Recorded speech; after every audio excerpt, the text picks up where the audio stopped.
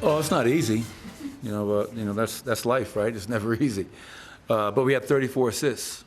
And trust me when I tell you, every timeout huddle in that first half was two things: offensive rebounds allowed and turnovers. I mean, at one point I looked up and they were shooting like 23% from the field.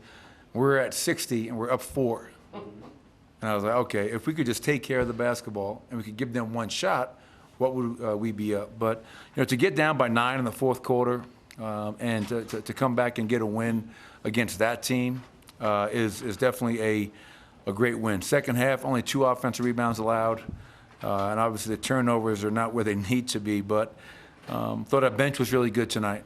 Bruce, Bones, Vlatko was great. Good minutes from everybody. So it's great to end 2022 with a home win.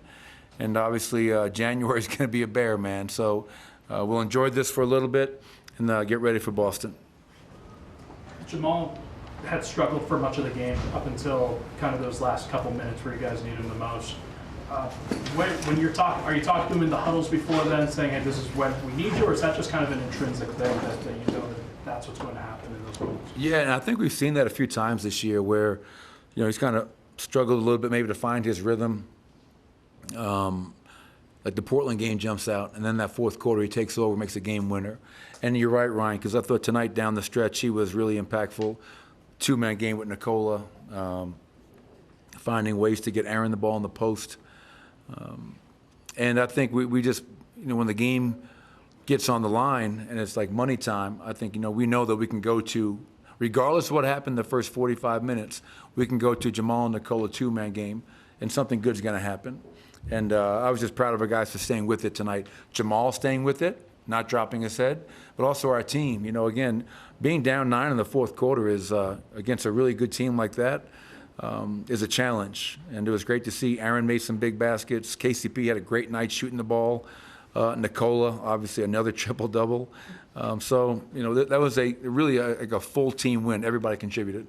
It seemed like down the stretch, I think we outscored 25-15 to end the game. Defense brought some defense in game, but I thought you brought an aggression to the game that maybe was missing, especially in that third quarter, maybe some of the second. Yeah, well, I think it started in the second. I think first quarter, Scott, they were around 23% from the field. Second quarter, they were like 65.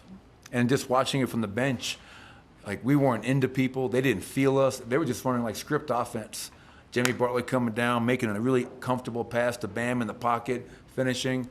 And you can't guard like that. You got to make people feel you out there. And I felt like we've done all season in those clutch games, our defense, the intensity, the disposition turns up. And the challenge is obviously not to wait for crunch time, to do it much more consistently. But, good win against a good team in front of a great crowd. You mentioned Vlatko earlier. I mean, he's been here longer than most guys on this team. Does he just have like a knowledge, a sense of what you guys want to do when he's out there? Is that just something that he always has and he brings? Yeah, I would say, like when I think of Vlatko when I'm putting him in the game, you're putting in a player who's got a high IQ, who's really skilled, who knows how to play with his teammates and off of his teammates. So you trust him out there because of that. So he goes out there and goes 5 of 5 from the field, 3 of 3 from the 3-point line, 15 points, 3 assists. And you couple that with Bones and Bruce. I mean, this was the kind of output we need from our bench, where it's not just always on that starting group. But yeah, Vlatko has proven to be very trustworthy. You mentioned the bench. Bones had a team-high 5 3-pointers. How valuable have these last 2 games been for him, just in terms of experience and just learning opportunity?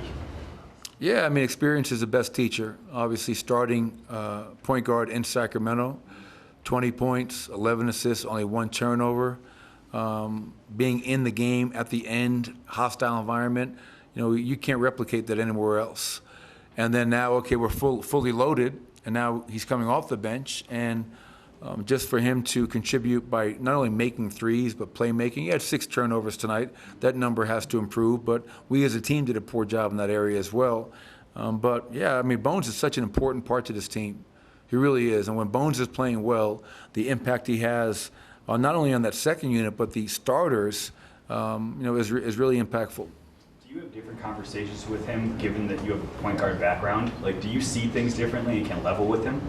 Well, I would hope. I mean, even though I was a mid-major, no, I never played in this league. But I think as a coach's son, and having played that position, like today, like we'll show film tomorrow, some of our turnovers, just the ability to feed the post.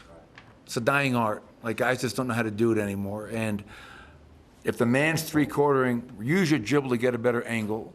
We're throwing passes from like the top of the key. Right? And it wasn't just Bones, it was everybody. And so when you have the MVP, like, we have to be able to get him the ball. And I felt there were too many stretches tonight where we give Bam Adebayo credit, very good defensive player, and they're a very good defensive team, but we didn't help ourselves out by our poor post feeds. And that's something that we can definitely get better at. Coach, KCP has been very consistent this season, and in that third quarter when the game was starting to lose its line a bit, he hit some big threes to keep it within striking distance. He's had a few stretches like that this season.